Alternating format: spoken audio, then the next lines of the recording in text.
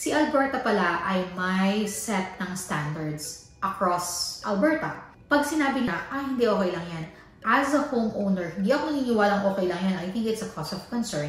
Pwede namin i-challenge yung sinabi niya by going to Alberta warranty. Ito palang bagong bahay namin ay merong mga parts na 1 year ang warranty, may parts na 5 years, may parts na 10 years ang warranty.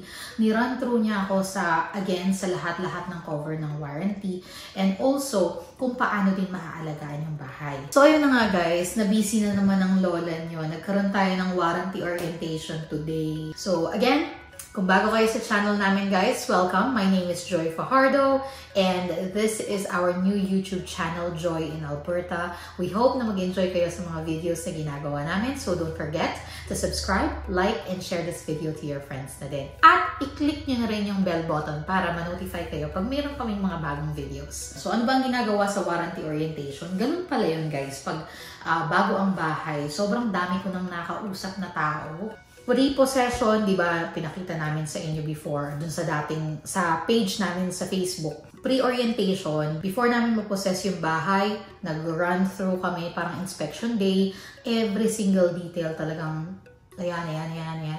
May mga problema, may konting scratch sa wall, madumi yung floor, lahat talaga ng details, cabinets, nagkikrik, yung mga ganun.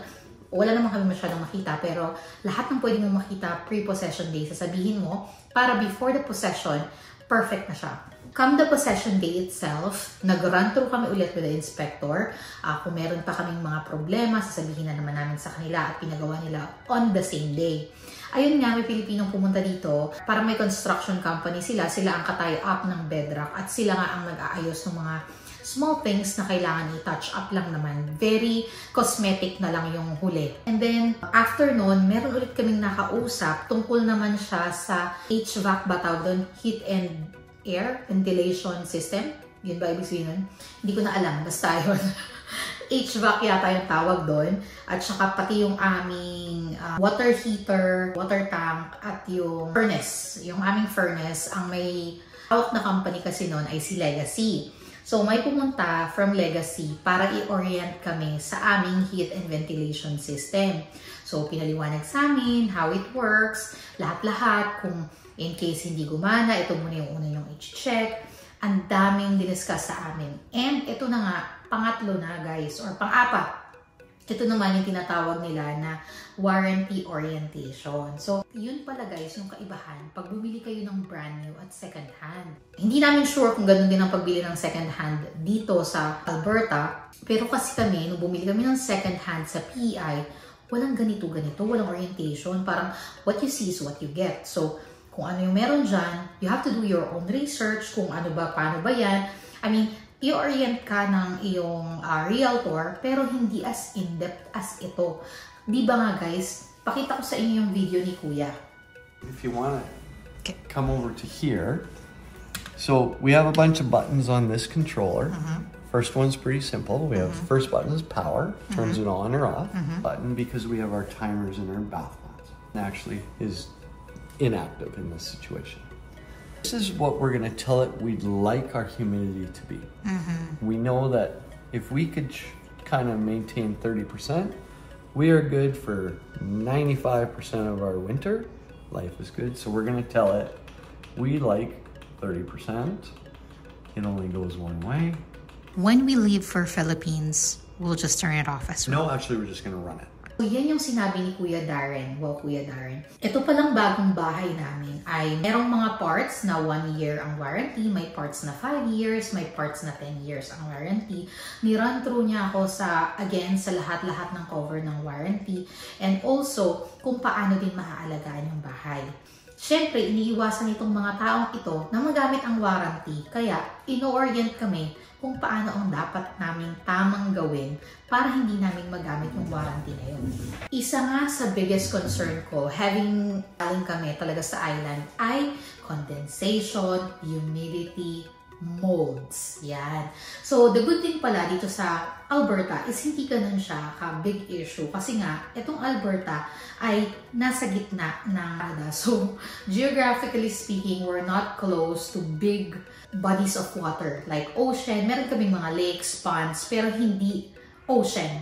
katulad ng PEI, talagang very prone ang PEI sa mga molds, moistures, condensations, and everything. Pero dito, hindi naman ganon. Pero dahil, ito yung pinaliwanag sa akin ni Darren, and siguro totoo naman kasi trabaho niya yun, di ba? So anyway, kung mali itong information na sinabi niya sa akin, guys, pakinggan niyo mabuti, itama niyo sa comment section para matama naman yung paniniwala ko. Kasi maniniwala ako sa kanya, di ba? Sabi niya, ang bahay ay parang balloon na. Dahil ang mga modern house ngayon ay ginawa na very tight, very airtight, walang lumalabas na hangin. Bakit ginawang ganon? Siyempre gusto nilang makip yung heat inside. Yung mga older homes, hindi ganon siya ka-tight. Hindi siya ganon ka-airtight. Pero ang bagong bahay, para siyang balloon. Walang malalabasan ng hangin. So what happens is, because we live inside the house, we breathe, we cook, we bathe, lahat ng moisture na i-store sa hangin. And that's the reason why kailangan ng HVAC. Pinaliwanag niya lang sa akin na ito yung dahilan kung bakit kailangan natin i-turn on, i-turn off ang HVAC. Medyo mas na yung concept, yung reasoning, yung rational na explain sa atin. So, mas gagawin natin kasi makaka-harm pala sa bahay pag hindi naka-off or hindi naka-on. Nakakatuwa lang na ganun pala yun pagkabago. Talagang medyo maiintindihan mo yung mga bagay-bagay tungkol sa bahay. Pinaliwanag niya sa atin yung sa basement, kung gaano kadalas o dapat siyang i-maintain. Yung ating furnace, meron siyang filter na kailangan palitan every 3 months. Nakakatuwa lang guys na ganun pala kasi first time namin, di ba? Pangatlong bahay namin pero first experience namin na brand new. And every experience talaga may nalalearn kami. May mga sinabi si Darren na nasabi na sa akin before during sa inspection.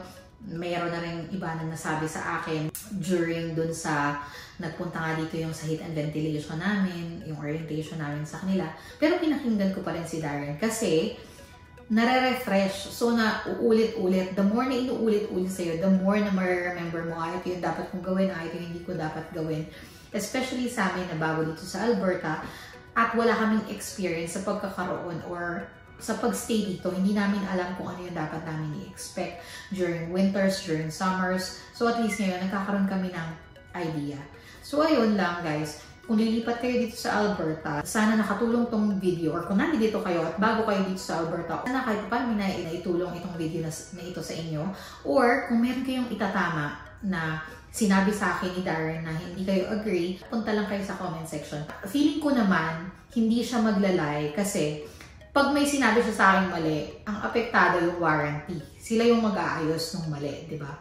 So, say for example, yung wood, yung nakikrik na floor. Kung nadaanan mo, nag-creak yung floor, nalagpasan mo, binalikan mo, wala na yung creak. Okay lang yun. It's just the wood.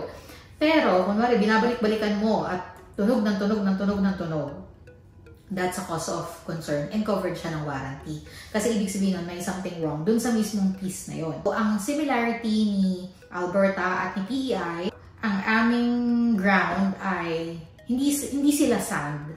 Sand sa PEI dito, hindi sila sand, pero wala din sila masyadong bato according to Darren, na hindi din mabato yung kanilang ground. So what happens is, talagang nagsasettle siya. Pag nagsasettle ang ground, makakakita ka na, syempre yung lupa mismo nung tinatitirikan ng bahay niya gumagalaw. So minsan may makikita kang magpapop na nails or something. It's because the ground is still settling. So if that ever happens, we have a 3 months and 12 months na visitation. So kumbaga automatic yun.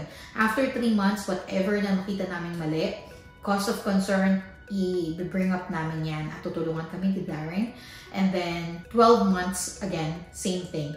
Now, ito pala ang maganda sa Alberta, guys. Pwede namin i-challenge yung sinabi ng warranty. Yung company nila, say for example, sinabi namin, nagki-creak yung floor, sinabi nila, ay hindi, okay lang yan. Si Alberta pala ay may set ng standards across Alberta.